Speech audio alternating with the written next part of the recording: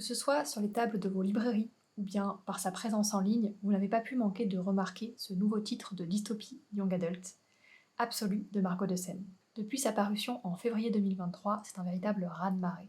À chaque dédicace ou presque, que ce soit en librairie de petite surface ou bien dans des librairies de grande surface, Margot de Seine rassemble des centaines de lecteurs qui viennent et qui font la queue jusqu'à l'extérieur. C'est un phénomène quasi sans précédent en France pour une autrice publiée pour la première fois.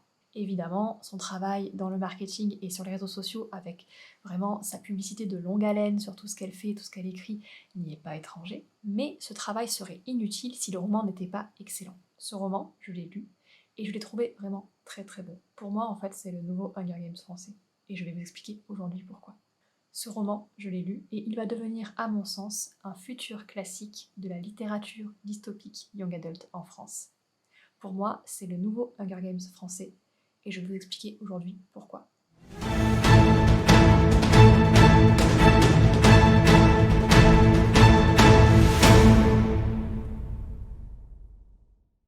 Ce qui fait qu'un livre devient un classique intemporel par la suite, c'est à la fois le raz-de-marée de vente, donc un phénomène quantitatif, qui fait qu'il est inscrit dans l'esprit de plusieurs centaines de milliers de personnes parfois, ou juste de milliers de personnes, et par ailleurs, c'est aussi et surtout un succès qualitatif, c'est-à-dire que le contenu est à la hauteur des attentes du public et de son enthousiasme. Parce que, disons-le clairement, un livre médiocre, même s'il se vend très bien, ne deviendra jamais un classique. Parce qu'un classique, c'est généralement quelque chose qui est justement retenu pour sa qualité auprès d'un public donné. Ça ne veut évidemment pas dire que tout le monde va l'apprécier. C'est ainsi par exemple que Hunger Games s'est hissé au-dessus de tout le reste et est devenu un classique de la dystopie young adult à l'international. Hunger Games a cassé plein de codes de la dystopie de jadis pour en instaurer de nouveaux, et vraiment il a laissé sa marque, laissé sa trace quoi. En ce sens, les héros et héroïnes de Absolu de Margot de Seine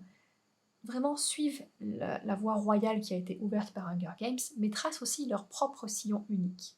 Premier élément de réussite, on a un début à effet bombe à retardement.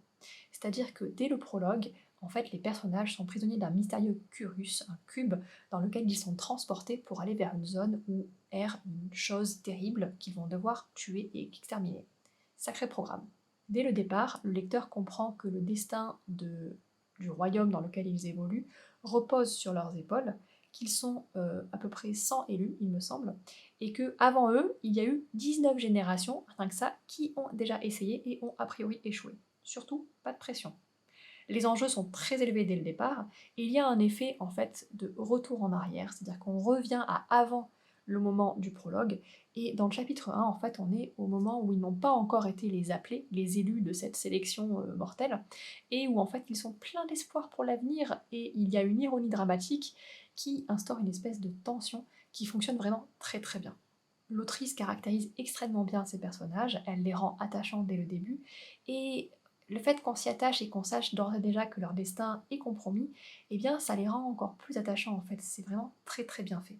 Leurs espoirs sonnent vrais, parce qu'ils sont sincères et puissants, mais à nos yeux en tant que lecteurs, grâce à l'ironie dramatique, ils sonnent faux. Les personnages sont extrêmement attachants et vraiment ça fonctionne d'autant mieux que on sait d'ores et déjà qu'il va leur arriver des bricoles très très vite, et en fait notre empathie fait que bien on les plaint dès le départ tout en les trouvant très admirables parce que ce sont des personnages vraiment très forts, chacun à leur manière d'ailleurs. Bref, c'est un début très haut en tension et c'est vraiment très bien fait. Deuxième élément réussi avec brio, c'est le fait que, comme dans tout bon roman young adult qui se respecte, les relations amicales des personnages entre eux sont très fortes, très puissantes, et ce, très très vite. Un peu souvent forcées par les événements, mais généralement c'est aussi parce que le public qui s'intéresse au young adult s'attend à avoir des personnages qui, comme lui en fait, placent ces relations au-dessus de quasiment tout. Dans le genre de situation que je viens de décrire par rapport aux personnages principaux, évidemment que les alliances sont extrêmement importantes.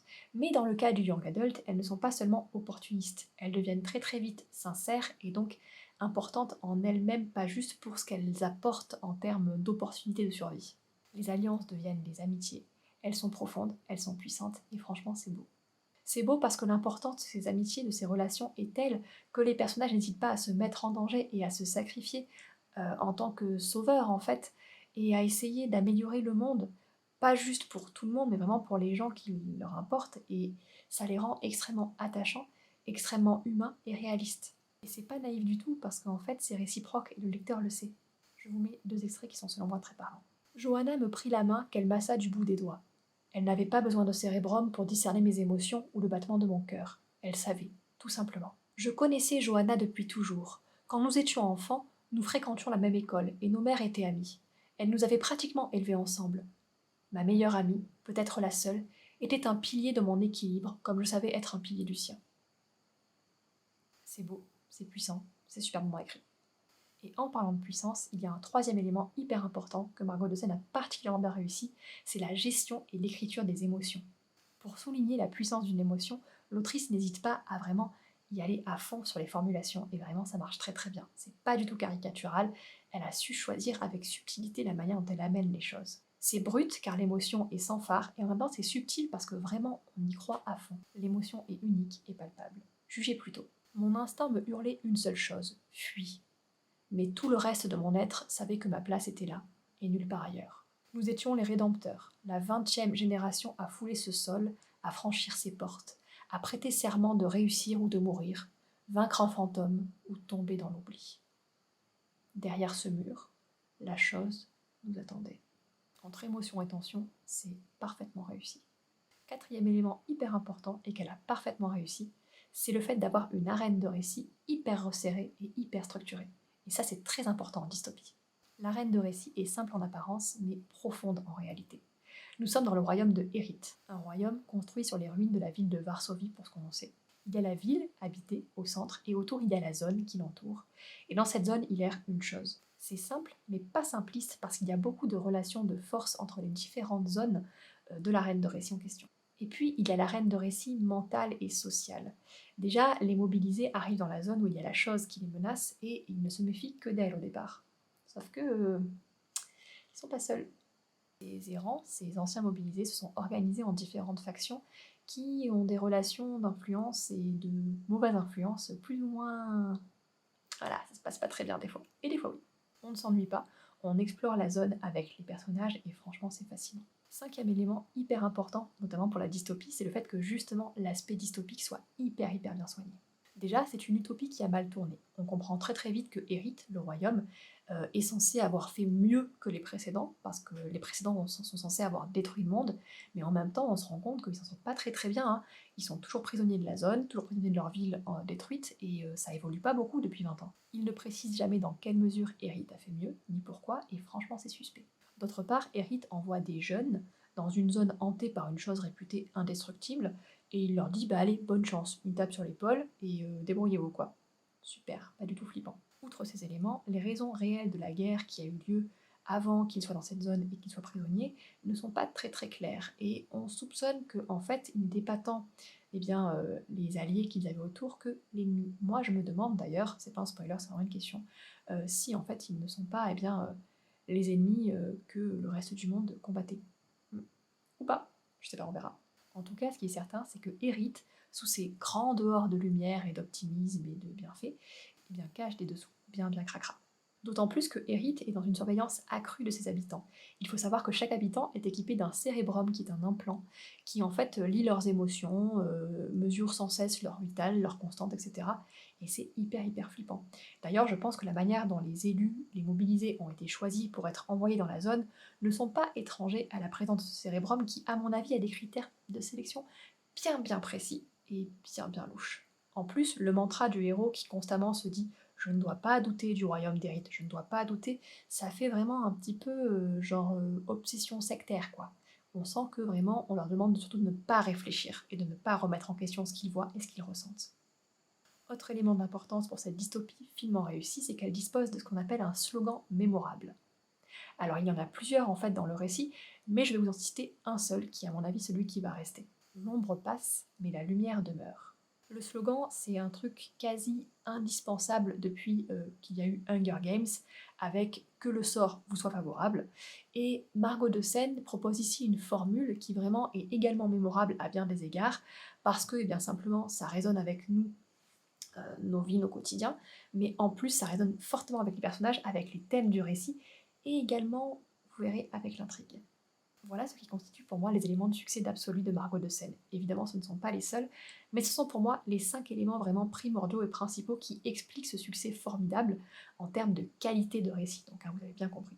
Je ne vois pas l'avenir, bien entendu, mais pour moi, vraiment, ce livre est amené à avoir un succès très très durable. Tous ces éléments, plus l'effet de communauté que Margot de Seine a su créer sur Internet, eh bien c'est ce qui fait que, selon moi, il y aura un succès qualitatif et quantitatif suffisamment durable dans le temps pour que dans 10-20 ans, on retrouve toujours ce récit sur les tables des librairies, ou en tout cas dans leurs rayons, et qu'il soit toujours conseillé. Le tome 2 arrive d'ici quelques semaines et la hype est vraiment présente. L'autrice entretient vraiment le momentum en parlant beaucoup de ses héros sur les réseaux sociaux, en ligne, mais aussi en continuant à aller en dédicace, et vraiment je trouve que c'est hyper efficace le travail qu'elle fait en tant que marketing, et aussi elle dévoile plein de coulisses de son écriture, et elle montre vraiment à quel point elle travaille profondément et de manière subtile, et pousser tous ces personnages et tous les éléments que je viens de vous donner. En plus, le cliffhanger final du tome 1 ne laisse pas le choix, on veut absolument lire la suite, je vous le dis tout de suite. Bref, je suis vraiment heureuse du succès de ce roman dystopique young adult français, ça fait vraiment plaisir, et surtout de voir une autrice qui est vraiment quelqu'un de très optimiste vis-à-vis de l'écriture, et qui partage beaucoup de ce qu'elle fait, notamment ses techniques, et c'est hyper instructif, hyper passionnant, allez la suivre. Parce que oui, en plus d'écrire excellemment bien, Margot de Seine est une autrice qui vraiment essaye de rendre l'écriture accessible, ce qui est une mission que elle et moi on partage. Et elle le fait notamment à travers un podcast qui est excellent et qui s'appelle Les mots raturés. Le lien est dans la barre d'infos. J'apprécie tout particulièrement cette démarche parce que, comme vous le savez sûrement, c'est aussi la mienne. Vous l'ignorez peut-être cependant, mais sachez que j'ai une école d'écriture et que j'envoie tous les jours, tous les lundis, sachez que j'envoie toutes les semaines du lundi au vendredi une newsletter quotidienne, tous les matins à 7h. Et cette newsletter s'appelle La quotidienne écriture. Dans cette newsletter, je partage des trucs, des astuces, des méthodes, de manière déculpabilisante, et vraiment, je vous parle comme je vous parle là, c'est-à-dire comme à un ami. Je ne cherche pas à rendre l'écriture compliquée ou vraiment excessivement technique. Ce qui m'intéresse, c'est de vous aider à avoir un rapport serein à l'écriture et aux techniques notamment, et de vous aider à les appréhender mieux, de manière plus simple mais pas simpliste, de manière à mieux écrire et vous rapprocher du roman que vous rêvez d'écrire. Cela fait 15 ans que je publie des romans et bien plus que j'écris, et cela fait 4 ans que je partage mes conseils d'écriture via cette newsletter. Si vous souhaitez les recevoir, si vous souhaitez aller plus loin dans l'écriture, je vous invite à vous y abonner, le lien est dans la barre d'infos. Il y a plus de 2200 abonnés et je reçois tous les jours des mails me remerciant. D'ailleurs, merci du fond du cœur, c'est hyper enthousiasmant pour continuer à vous écrire ces mails, parce que c'est aussi beaucoup de travail, je ne vous le cache pas. Mais même si c'est beaucoup de travail pour moi, sachez que ces mails sont gratuits et ils le resteront. Donc n'hésitez surtout pas à vous abonner, d'autant plus que si ça ne vous plaît pas au bout d'1 ou 2 semaines, ou même au bout de 2 jours, si vous voulez vous désabonner, il y a un lien en bas de chaque mail, c'est ok, je comprends très bien. Sur ce, à tout de suite dans votre boîte mail, et quoi qu'il en soit, rendez-vous à la prochaine vidéo. Ciao ciao!